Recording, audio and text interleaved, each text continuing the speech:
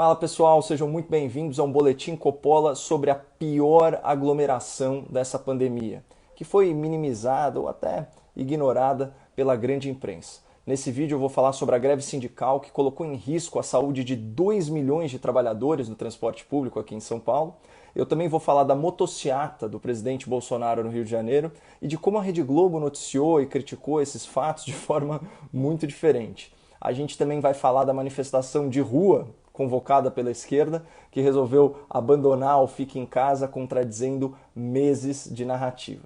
Mas antes, se você deseja conscientizar as suas redes sobre o viés do jornalismo da Globo e se você quer me ajudar a denunciar a pior aglomeração dessa pandemia, por favor, compartilhe esse vídeo. Compartilhe no YouTube, no Facebook, no Instagram e, se possível, envie o link do vídeo nos seus grupos de WhatsApp e Telegram. Semana passada, a maior cidade do país quase parou por causa de uma greve promovida pelo Sindicato dos Metroviários. Eu tenho várias críticas a essa paralisação, mas elas são todas endereçadas ao sindicato e não aos seus associados, os 7 mil funcionários do metrô, que não são unânimes no seu apoio a esse tipo de greve. Se você não é aqui de São Paulo, é provável que você nem tenha ouvido falar desse escândalo que, ao longo da semana, foi sendo varrido para debaixo do tapete pelo jornalismo militante. Só para vocês terem uma ideia, mais de 2 milhões de passageiros foram impactados. E essa paralisação surpresa gerou imensas aglomerações, expondo uma multidão de trabalhadores e as suas famílias a um enorme risco de saúde. Para quem não sabe, São Paulo registra atualmente média móvel superior a 500 mortes por dia de pacientes com Covid-19 e, proporcionalmente, a mortalidade aqui no estado é até 11% maior do que a média nacional. E para piorar esse quadro, embora São Paulo tenha fechado 2020 no azul, com mais de 7 bilhões de reais de superávit, até o início do mês passado, segundo o Jornal Nacional, mais de 500 pessoas já haviam falecido à espera de um leito de UTI, nesse que é o estado mais rico da federação. Foi nesse contexto que, numa demonstração inequívoca de falta de empatia, o Sindicato dos Metroviários resolveu paralisar parcialmente as atividades do metrô. Numa decisão furtiva, tomada na calada da noite de terça-feira, os sindicalistas optaram por cruzar os braços já a partir das 0 hora de quarta-feira, ou seja, não houve tempo hábil para comunicar às milhões de pessoas que utilizam os trens do metrô de madrugada e de manhã. E vamos lembrar que, além de passageiros comuns, o metrô também é meio de transporte para os profissionais de atividades essenciais. Então, imaginem enfermeiros, médicos, policiais, bombeiros sem conseguirem chegar a tempo no serviço. Para ilustrar a real dimensão dessa decisão egoísta do sindicato, vejam o desespero dessa mãe. Foi um sufoco para quem precisava do transporte. A Vitória tinha que levar a filha Emanuele, de 5 anos, para o hospital. A menina estava respirando com a ajuda de oxigênio. É um exame que ela ia fazer, já estava quase 1 ano agendado. E surgiu a vaga, só que daí tem que fazer a consulta para poder internar ela para fazer o exame. Depois que o problema foi mostrado no Bom Dia São Paulo, a prefeitura mandou uma van para buscar a menina. A Emanuele só tinha mais 1 hora de oxigênio. Graças a Deus, essa situação específica foi contornada. Mas num universo aí de 2 milhões de cidadãos atingidos pela greve, imaginem quantas pessoas foram prejudicadas de forma irreversível. E quantas pessoas a mais podem ter sido infectadas pelo novo coronavírus e as suas variantes mais perigosas só por causa dessas aglomerações em ambiente fechado, criadas de forma irresponsável pelo sindicato. E isso soa ainda mais cruel quando a gente leva em conta que a categoria dos metroviários passou na frente na fila da vacinação. Ou seja, o sindicato reconhece os perigos da transmissão da doença no transporte público lotado. Você entendeu por que eu pedi a sua ajuda para divulgar esses fatos e compartilhar esse vídeo? Mas enfim, vamos ouvir esse trabalhador que foi entrevistado nas primeiras horas da greve. Na madrugada, quem ia ou voltava do trabalho se deparou com os portões fechados. Nós que trabalhamos no horário da madrugada, a gente chega em casa 4, 6 horas da tarde para dormir, acordar para cedo, para trabalhar e chega aqui surpreendido, sem nada. Esse depoimento escancara as reais intenções do sindicato, que convocou uma assembleia virtual noturna para realizar uma greve já a partir da meia-noite. Vejam aqui no detalhe a data e a hora da notícia. O fato só foi noticiado pelo G1 às 21 horas e 51 minutos. E apenas 2 horas depois, a paralisação entrou em vigor. Vocês acham que deu tempo de avisar algum trabalhador que usa o transporte público? É óbvio que não. É impossível alertar milhões e milhões de passageiros num prazo tão curto. Por isso não é nenhum exagero supor que o sindicato promoveu esse caos logístico, esse caos sanitário de propósito e fez isso para pressionar o governo do estado a aumentar a remuneração da categoria em plena pandemia. Essa tela aqui mostra os detalhes da negociação, incluindo a contraproposta do metrô. Mas sem entrar muito em detalhes, eu quero chamar a atenção de vocês para 2 pontos. Primeiro, a reivindicação de um reajuste salarial de quase 10%. E segundo, a antecipação do PPR, uma sigla que significa Programa de Participação nos Resultados, ou seja, um benefício pago ao funcionário por metas alcançadas. Mas reparem que isso é diferente do famoso PPL, o Programa de Participação nos Lucros, porque atualmente lucro é um conceito alheio à realidade financeira do metrô de São Paulo.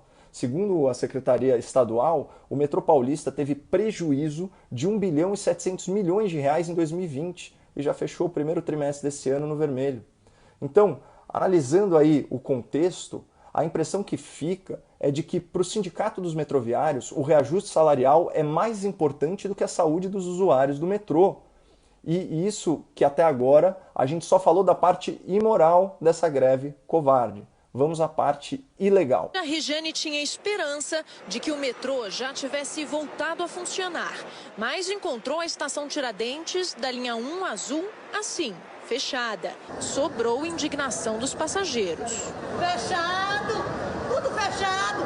E sem avisar nada, pega de surpresa! E sem humilhante, pouca vergonha! Bem difícil discordar dessa senhora. E a situação é ainda mais grave, porque, como eu disse, a greve extrapolou os limites da imoralidade para aterrissar no campo da ilegalidade. Isso porque uma liminar da Justiça do Trabalho havia determinado a manutenção de, no mínimo, 80% dos funcionários nos horários de pico e pelo menos 60% nos demais horários. E como vocês viram aí nos diversos trechos dessa reportagem, havia várias estações do metrô fechadas. Teve linha que ficou fora de operação o dia todo.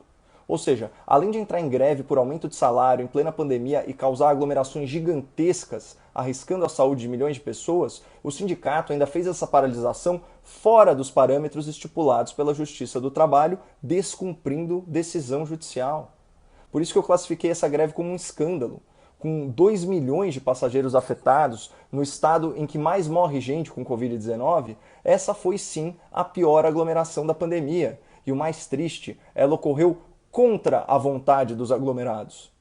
Pessoal, o noticiário da grande mídia dedica horas e horas de reportagem sobre festas clandestinas. Eu já vi até o Dia das Mães ser vilanizado e ser atacado como se fosse um evento nacional de transmissão do coronavírus. Mas isso aqui que a gente acabou de ver, isso é infinitamente mais grave. São centenas de milhares de pessoas forçadas a se aglomerarem pela ação deliberada de um sindicato. E era de se esperar que a imprensa do Fique em Casa fosse minimamente coerente, que reprovasse a greve, que criticasse a negligência das lideranças sindicais. Mas vejam como o jornalista da Rede Globo se comporta na hora de emitir um juízo de valor. Até faltaram palavras para descrever o que o trabalhador sentiu hoje. Nem vou falar nada, é um absurdo. Cada lado tem seus argumentos, mas sobra sempre para o passageiro, né? Tá aí um caso patente de simulação de imparcialidade.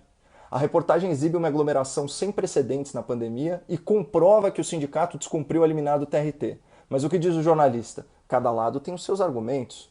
Como assim o sindicato dos metroviários expôs a população a risco de forma ilegal por causa de aumento de remuneração numa situação de crise econômica? Não existe argumento que justifique isso.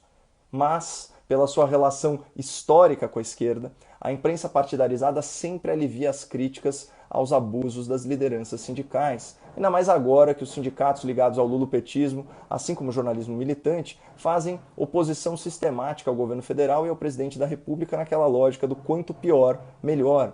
Por isso que nós vimos as manifestações violentas da esquerda serem noticiadas ao grande público como atos democráticos. E por isso que a imprensa minimiza os riscos à saúde pública quando as aglomerações são convocadas pela esquerda, especialmente se os atos forem contra o presidente. Tá na cara.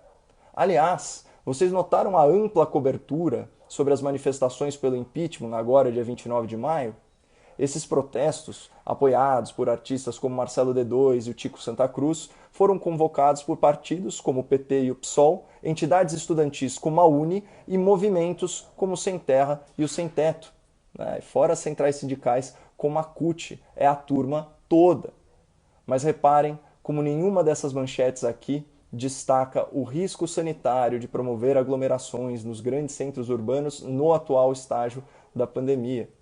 Então, só para efeito de comparação, a motociata do presidente Bolsonaro no Rio de Janeiro, que reuniu uma quantidade sem precedentes de motociclistas em carreata, foi repercutida no Fantástico de 23 de maio da seguinte forma.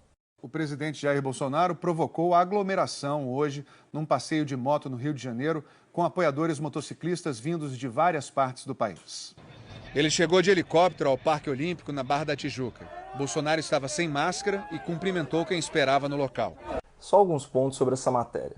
A primeira frase da reportagem, o equivalente à manchete da notícia, já é uma crítica ao presidente por ele ter provocado uma aglomeração. Aí, nos primeiros 30 segundos do texto, o apresentador menciona o desrespeito a normas de uso de máscara e de distanciamento social entre os participantes do evento. Os ministros e o presidente também são criticados por não usarem máscara ao discursarem no alto do carro de som. E a reportagem também dá destaque a um cartaz que pedia intervenção militar, como se essa fosse uma pauta central dos manifestantes. E, finalmente, a Globo não fez nenhuma consideração sobre a quantidade inédita de motocicletas envolvidas. Tem vídeos na internet que mostram as motos passando por vários e vários minutos, o que seria digno de nota, isso do ponto de vista jornalístico. Bom, essa matéria da Globo sobre a motociata, apresentada pelo jornalista Tadeu Schmidt, tem apenas 1 minuto e 40 segundos. Mas ela foi seguida por outra reportagem de 2 minutos e 30, intitulada "Senadores criticam Bolsonaro por provocar aglomeração". Senadores da CPI da Covid criticaram a postura do presidente Bolsonaro nesse passeio aí com apoiadores no Rio de Janeiro.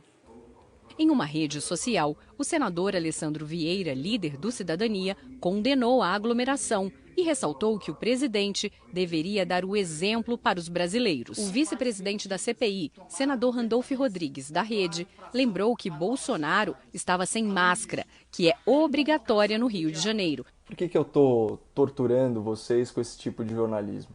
Para que fique registrado, sem sombra de dúvida, como a grande imprensa e como os agentes políticos da CPI da Covid criticam apenas as manifestações de apoio ao governo e de apoio ao presidente. E a partir de agora, com a esquerda nas ruas, essa hipocrisia e esse duplo padrão vão ficar ainda mais escancarados. Onde estão as críticas ao Sindicato dos Metroviários, que promoveu a pior aglomeração da pandemia contra a vontade das multidões espremidas no transporte público? Onde estão as críticas às lideranças do PT e do PSOL, que convocaram uma manifestação de rua nacional infinitamente mais perigosa que uma motociata no Rio de Janeiro?